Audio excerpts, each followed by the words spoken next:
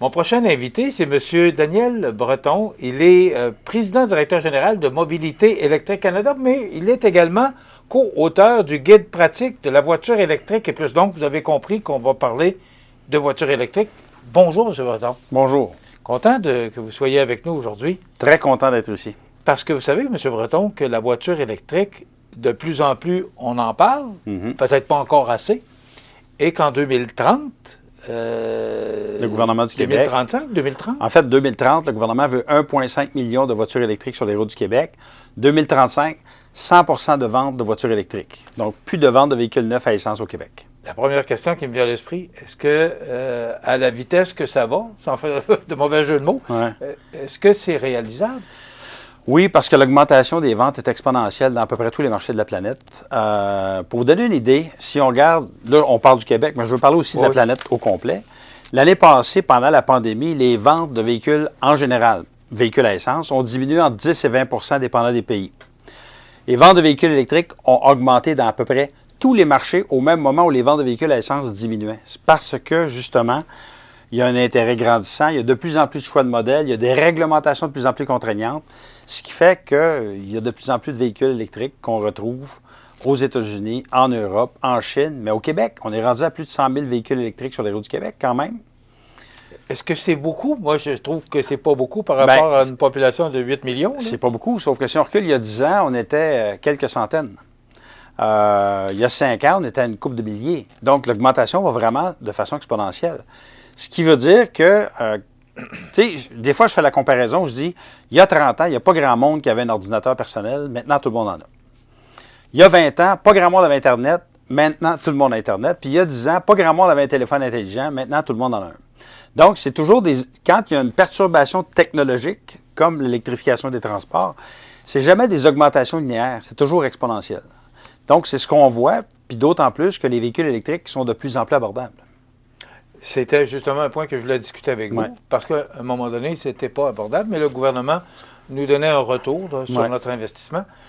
Qu'en est-il aujourd'hui? C'est quoi le comparatif avec Écoutez, le même véhicule là, à essence ou électrique? En fait, dans le livre, justement, parce qu'on a appelé ça le guide pratique de la voiture électrique, parce que toute la première partie, c'est vraiment l'ABC des véhicules électriques où on explique comment brancher une voiture, où aller, quelles sont les applications, c'est quoi l'entretien, comment ça marche en hiver, etc.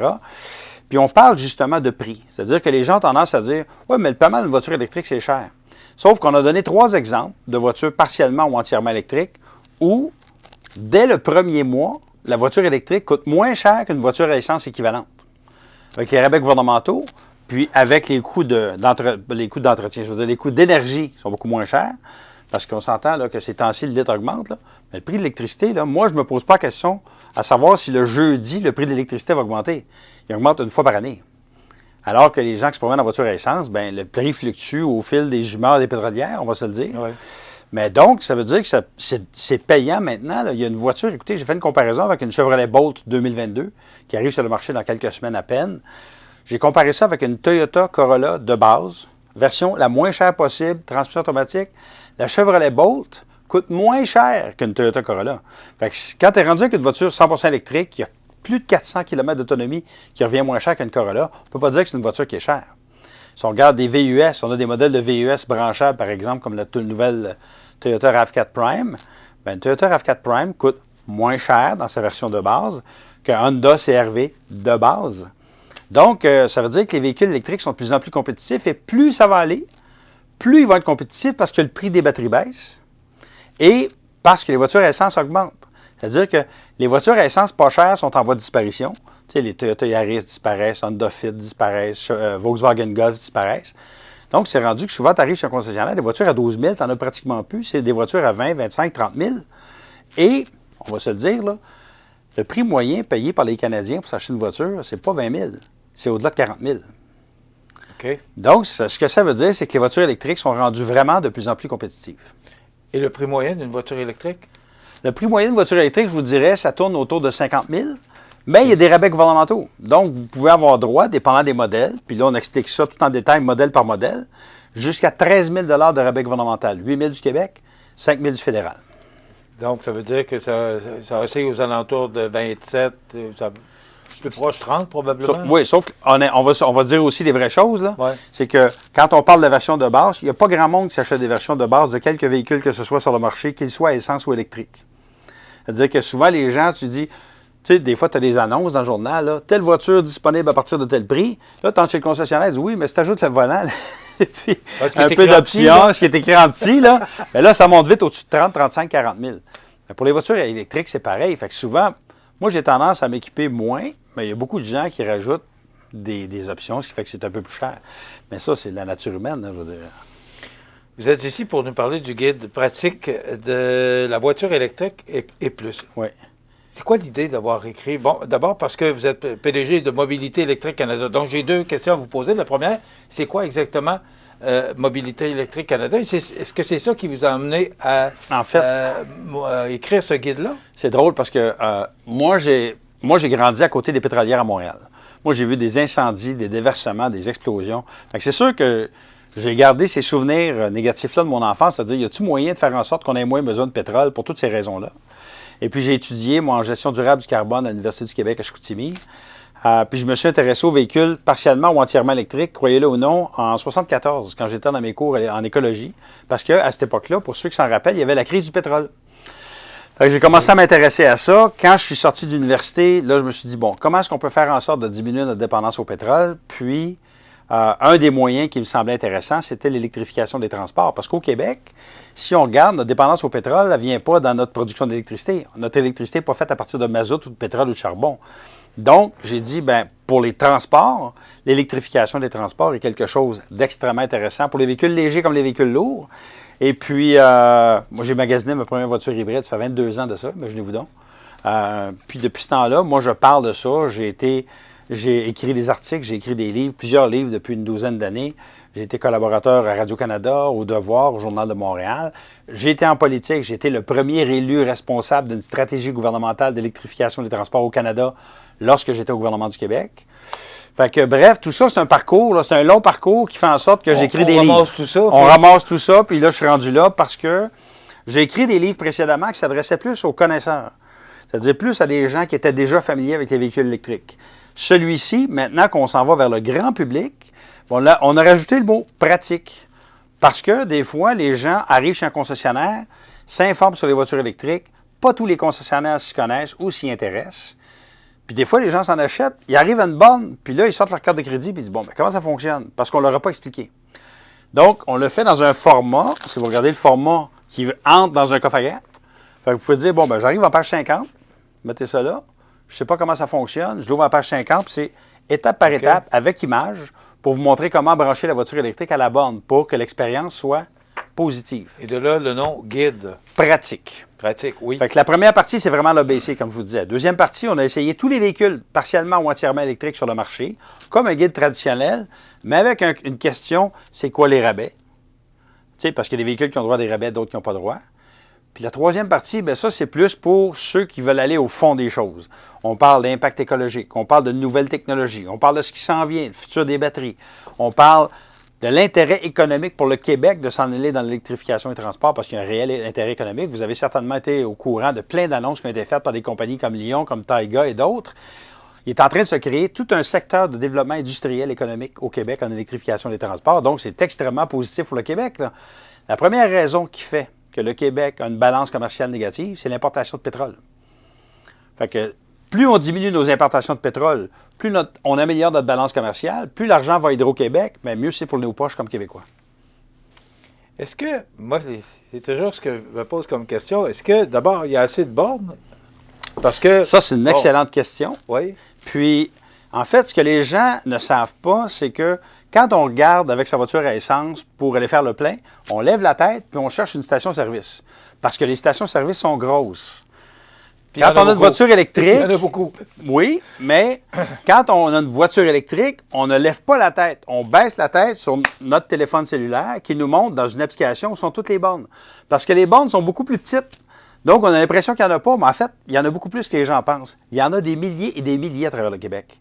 Mais il faut les connaître parce qu'à Montmagny, ici, il y a des bornes rapides, il y a des bornes de niveau 2. Je vais vous donner un exemple. Dans le centre-ville de Montréal, présentement, il y a plus de bornes de recharge que de stations-service.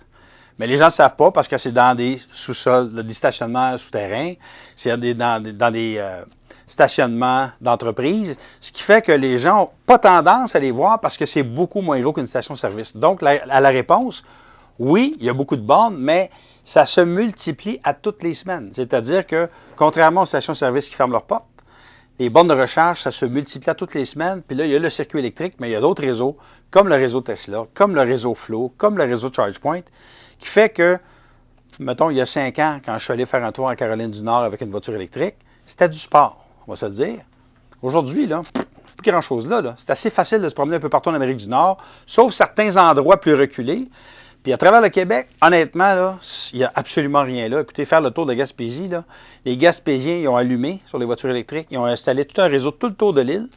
Puis en plus, chose que tu ne peux jamais faire avec une voiture à essence, c'est que tu as plein d'endroits avec une voiture électrique où la recharge est gratuite. C'est-à-dire que tu vas rester à un motel ou un hôtel, un bed and breakfast, un restaurant, il y a plein d'endroits où il y a installé des bornes gratuites, un peu comme le Wi-Fi gratuit. Ce qui fait en sorte que, moi, des fois, je pose la question à des gens, je dis, combien de fois avez-vous pu faire le plein de votre voiture à essence gratuitement? La réponse a toujours été 0. Bien, moi, j'ai fait le tour de Gaspésie, je suis allé dans Charlevoix l'été passé, j'ai fait 2500 km, ça m'a coûté 17 $. Est-ce qu'il y a danger que l'Hydro-Québec aussi, avec la demande, on parle toujours d'offre et demande? Ouais. Alors, est-ce qu'il y a danger qu'à un moment donné, parce que là, l'essence, on sait, là, c'est 1,26 $ au moment où on enregistre l'entrevue, là. Puis là, ça risque de monter parce que, bon, Ouais. il y a des tuyaux, des canalisations qui risquent d'être Non, bloquées. ouais, Bon, on ouais, connaît ouais. toute l'histoire, là. Oui. Maintenant, est-ce que, avec Hydro-Québec, parce qu'il va y avoir une forte demande, Oui. est-ce que les tarifs vont augmenter? Est-ce que ça va coûter à un moment donné aussi cher Ben, que d'y aller à essence? je suis certain que non, pour une raison fort simple. D'abord, c'est que ce n'est pas Hydro-Québec qui contrôle les prix. Eux autres, ils font des demandes, mais c'est le gouvernement qui a décrété que c'est en fonction du niveau d'augmentation du prix de l'inflation. Donc, on n'aura pas de hausse de 10, 15, 20 du kilowattheure du jour au lendemain, comme on le fait avec les véhicules à essence. Donc, moi, je suis vraiment pas inquiet. Mais d'autant plus qu'avec le temps, ce qu'on va voir, c'est que au fur et à mesure que la demande en électricité va augmenter pour les véhicules électriques, c'est de plus en plus de revenus pour Hydro-Québec, donc de plus en plus d'argent qui reste dans nos poches. Mais en plus, c'est Ça, que... c'est un bon point. Je retire ce que vous dites, parce que ouais. c'est de l'argent qui revient, Écoutez, dans les poches des Québécois. Là. c'est entre 600 millions et 1 milliard par mois qui sort du Québec en hydrocarbures. C'est beaucoup, beaucoup, beaucoup d'argent. Donc, ça, c'est un argument qui vaut la peine auquel il vaut la peine de réfléchir. Mais en plus, c'est que au fur et à mesure, la demande va augmenter. Nous, on a des demandes de pointe l'hiver quand il fait très froid. On est obligé d'importer de l'électricité. Avec les voitures électriques, on va en venir à avoir des réseaux qui vont être connectés aux voitures, qui vont faire en sorte que lorsqu'il y aura une période de forte demande, plutôt qu'Hydro-Québec alimente les maisons en important, ils vont prendre leur électricité des voitures pour ne pas avoir importé et donc sauver de l'argent. Et donc, ça, c'est l'avenir de l'électrification des transports et de la gestion intelligente de l'électricité. Donc, les voitures électriques vont devenir une partie du réseau d'Hydro-Québec qui va nous permettre de sauver des millions et des millions de dollars à chaque fois qu'on a du froid plutôt que d'importer. Déjà, le temps passe vite. Moi, on aurait pu en jaser bien longtemps. Il nous reste à peu près 120 secondes. Ouais. Montmagny, Montréal. Oui. Bon, dans le temps, ça semait des inquiétudes pour le conducteur. Ouais. Est-ce que c'est encore le cas? Est-ce qu'aujourd'hui, on Écoutez, peut moi, faire je suis parti- Montmagny-Montréal sans crainte? Moi, je suis parti tout à l'heure de Berthier, qui est à peu près à 50 km de Montréal. Puis, je suis arrivé ici avec ma voiture électrique, puis il me reste 200 km de lousse. OK. Fait que vous auriez pu aller jusqu'à Rimouski. J'aurais pas allé jusqu'à Rimouski d'une shot. Puis un coup rendu à Rimouski, avec les bornes de recharge rapides qui sont de plus en plus rapides, parce que, il faut se le dire, là, la vitesse de recharge est en train d'augmenter, ce qui fait que ça prend de moins en moins de temps. Avec les nouvelles bornes les plus performantes, tu peux te recharger 350-400 km en 15-20 minutes. Fait que, tu sais, c'est plus 2, 3, 4 heures, là. Ça va vite. M. Breton, c'est déjà tout le temps qu'on a. Mais ce que je comprends, c'est que vous recommandez fortement l'achat d'un véhicule électrique. Oui, aussi bien pour notre économie personnelle que pour notre environnement et que pour l'économie du Québec. Le guide pratique de la voiture électrique et plus, on peut le retrouver. Dans toutes les bonnes librairies. Vous êtes content? Est-ce que c'est votre premier? Ah, c'est mon 6e. OK. Oui. Très Bon. heureux. Il va en avoir d'autres? Je pense que oui, parce que ça va de plus en plus vite, il y a de plus en plus de véhicules. Vous viendrez nous voir, vous viendrez nous le présenter. Ça va me faire On plaisir. verra l'évolution de Surtout que de c'est la la- prochaine entrevue par rapport à celle d'aujourd'hui. Surtout que c'est la région de ma famille. Oui, ben c'est ça. Vous êtes... Mon père vient de Saint-Raphaël de Bellechasse. OK. Encore plus heureux de vous recevoir chez nous. Merci. M. Daniel Breton, qui est président-directeur général de Mobilité électrique Canada, et également co-auteur, c'est bien, en compagnie de M. Pierre Landlois.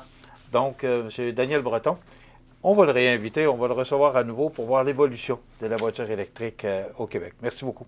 Ça fait plaisir. Ça complète.